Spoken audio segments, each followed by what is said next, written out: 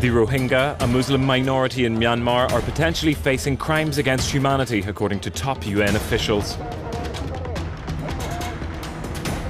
Today, 500,000 Rohingya refugees live in Bangladesh. 74,000 have crossed the border since last October following a violent military crackdown in the wake of a deadly attack on an army post.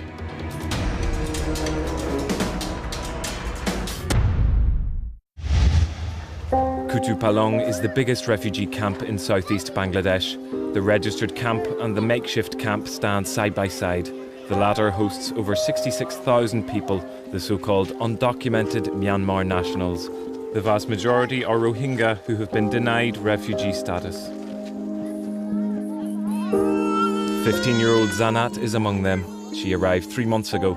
Married at 13, she told us she was raped by Burmese soldiers when she was pregnant. The military came to my place and they took my husband. That evening they came to take me as well. They brought me to the bush and around 5, 6, 7 soldiers raped me. I feel very bad that many people have been killed by the soldiers. I feel very bad because many Muslims have been tortured and killed in front of us. Many people.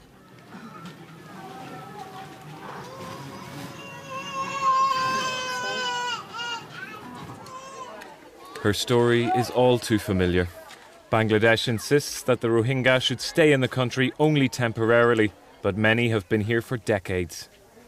Last year, the World Food Programme managed to open a nutrition centre funded by EU humanitarian aid. Zanat's baby goes there regularly.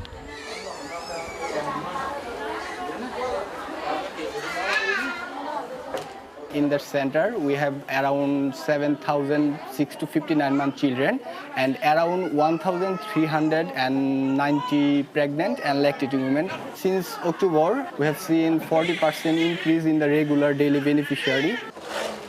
Babies are measured and weighed once a month. Their mothers are also given super cereals with vitamins to combat malnourishment.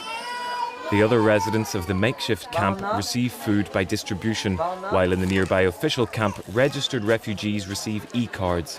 The aim is to harmonise the assistance offered. A pressing problem is not only food, but also access to healthcare. We drove from Kutupalong to Leda, next to the river Naf, the geographical border between Bangladesh and Myanmar. The International Organisation for Migration opened a clinic here near the makeshift camp last October, thanks to European funds. It soon became a referral hub with over 5,000 patients per month. We took a tour with Dr. Mohiuddin, starting with the emergency centre. We can handle all sorts of emergency cases, complicated cases through this centre. We can refer them to the higher level centre instantly. This is a disability prevention and rehabilitation corner of this facility. The clients are coming from the makeshift settlement. This is the laboratory.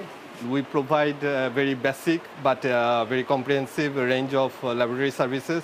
What did patients to do before this clinic was built? They had to travel around at least 40 kilometers to access laboratory services.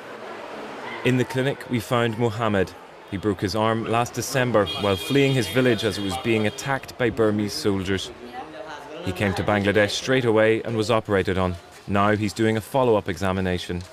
Mohammed lost 5 members of his family in October, including 2 daughters and his brothers and sisters. I saw many incidents happening in front of my eyes. I saw people abducted, I saw gang rapes, children thrown onto fires and killed. My village was burnt. Being Rohingya Muslims, we want our recognition and then our nationality and then peace in our villages. I don't want to live here. I want to go back. We asked a representative from EU Humanitarian Aid if the recent spate of violence has changed the way Bangladesh hosts the Rohingya, who, even in Myanmar, have no citizenship. Despite being one of the poorest countries in the world, in the region, and having many problems of its own, Bangladesh has let these people stay on its soil.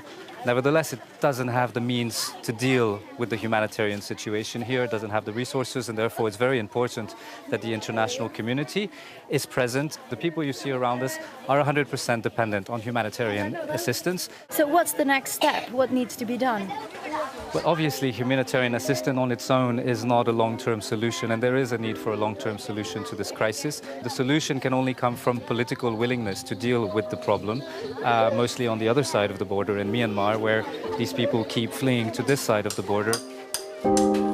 On the other side of the River Naf, Myanmar denies access to the media and has limited humanitarian activities. Meanwhile, the UN is investigating alleged ethnic cleansing.